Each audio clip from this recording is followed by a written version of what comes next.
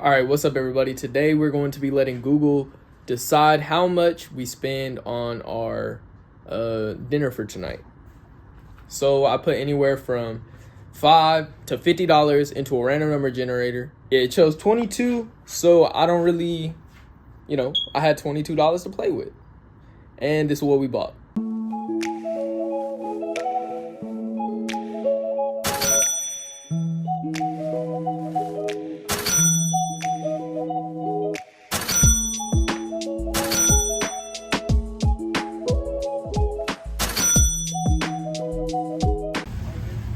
All right, here's the proof. Spent $2 under what we were going to. We saved $3.27. So that would have put us over right there, but we're all good. We're all good. All right, so I'm actually making two videos today. It's gonna be a Philly's first and this budget meal, which is not really a budget because Google was generous and gave us $22, which for a meal, for dinner, I feel like $22 is a lot. Hey, I'm filming a video, can you? Shh. So, I am cooking this lobster tail, but what you may not know, and what I failed to mention, it's my first time ever cooking lobster tail. So that's why I'm gonna get a Philly's first video. So if you want the full details on how to prep the lobster and to cook it and everything like that, link will be in the description to this video because I'm gonna upload the Phillies first before I upload this video. It'll probably be a shorter video, but go ahead, let me know if y'all like the video, and if you haven't seen it, go watch it. Before we get started with cooking and everything, I got a pretty big announcement. If you can see that new apron, notice the last one was just plain and black. This one is embroidered. That's because I have been accepted into a culinary school called Escoffier Culinary School of Arts in Austin. Pretty big culinary school down here in the state of Texas. So give me a chance to learn more, expand my knowledge on everything like that. Great videos coming soon. I got some meta glasses, I got a mic. Videos are fixing to be up to par, man. So tune in, make sure y'all stay locked in with the videos, and without further ado, let's start cooking, baby. All right, you guys, so right here what we're gonna do is get a fork and poke holes all around our baked potato.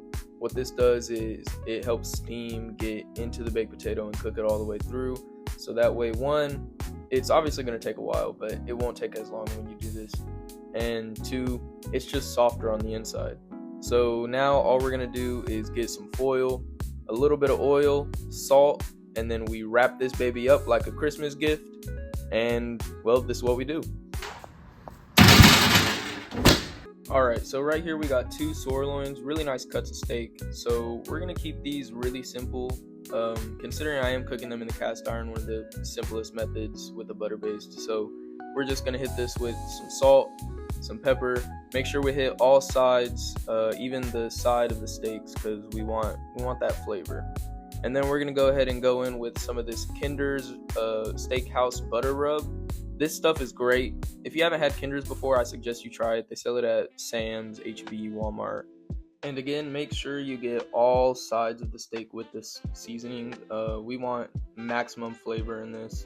And let's be honest, steaks are already flavorful enough, but salt, pepper, and a little bit of that buttery smokehouse, it's gonna be amazing. And yes, I do clean my station after everything that I season or cook over here, just because cross-contamination is important. Alright, so now what you're going to do is start cooking your asparagus, and this, all we have to do is get a baking sheet, wrap it in foil. It's going to make it a lot easier for dishes later. And then with the asparagus, what you should see is a natural breaking point where they bend, and that's where you're just going to snap them all off. You just kind of bend it, and it should have a natural little point like this right here.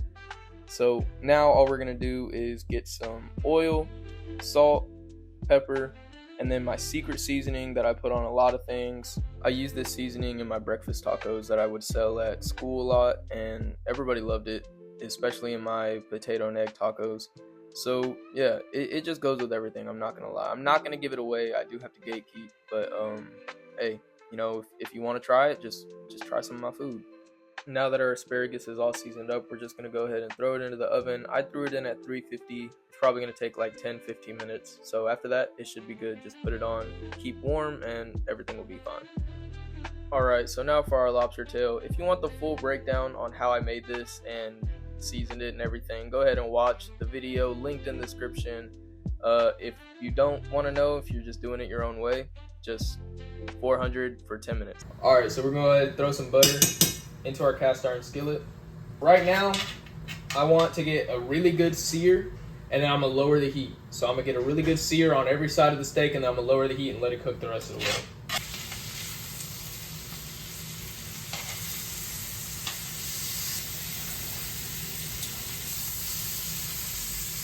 Now we're going to go ahead and lower that heat and let these steaks cook for a little bit. Probably 3 minutes each side, something like that. Alright, so I put this to warm and left the asparagus in there, so they're gonna stay warm and finish that little bit last 2-3 minutes of cooking that they got. And then I put our baked potato in there with our lobster. Look at that lobster, that thing looking good, boy. And then after this 10 minutes is up on that lobster, we got 2 minutes left. We're gonna flip these steaks, put the butter on that a bit, let that lobster cook for 5 more minutes. Steak got another side for 3 more minutes, and then we chow down. This lobster has been in there for about 10 minutes now. So let's pull it out and get this buttered up. Oh yeah. Yes, sir. Alright, so our lobster has been in the oven at 400 degrees for 10 minutes now. And what we're just gonna do is put our garlic butter on top of it. It was really annoying, I'm not gonna lie. If you watched the last video, you know that I regret not putting it underneath the actual lobster tail and everything like that. But you know what? We just stacked it on top of each other and we made it work. So we just throw it back into the oven for 5 more minutes at 400. And this is what we came out looking like. It looks really good. We're gonna go ahead, pull this off. And we're gonna let this meat sit. Letting your steaks sit is the key to keeping the juices in the meat. So now what we're gonna do, get the plating, we're gonna pretty everything up, and that's pretty much it. And this is how the plate looks. I'm not gonna lie, this looks amazing. This will be on the menu at Philly's Place in the future. Stay tuned. So now what do? Do I just like... Now, if you want my full reaction to the lobster tail, go ahead and watch the video, link down below in the description. It's amazing. This is gas. We'll go ahead and eat some of the steak right here. I'm gonna try everything because I cooked it all, obviously. Oh. I did not make the dinner rolls, I'm not gonna lie.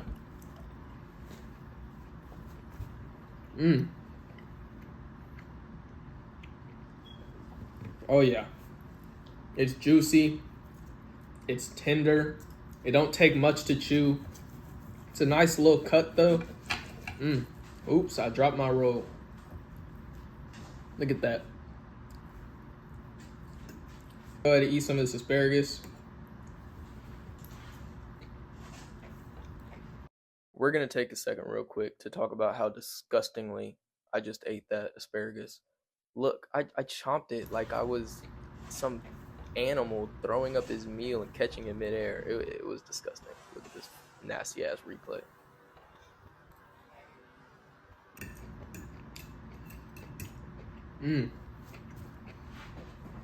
I'm telling you, my secret seasoning, it goes on everything.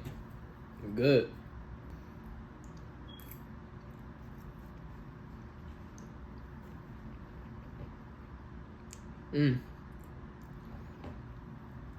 But all right, y'all, this ain't a mukbang, so I'm gonna sit here, I'm gonna eat. I'll see y'all in the next video. Make sure to like, subscribe, turn the post notifications on, share the content if you so feel inclined, and yeah, y'all have a good one.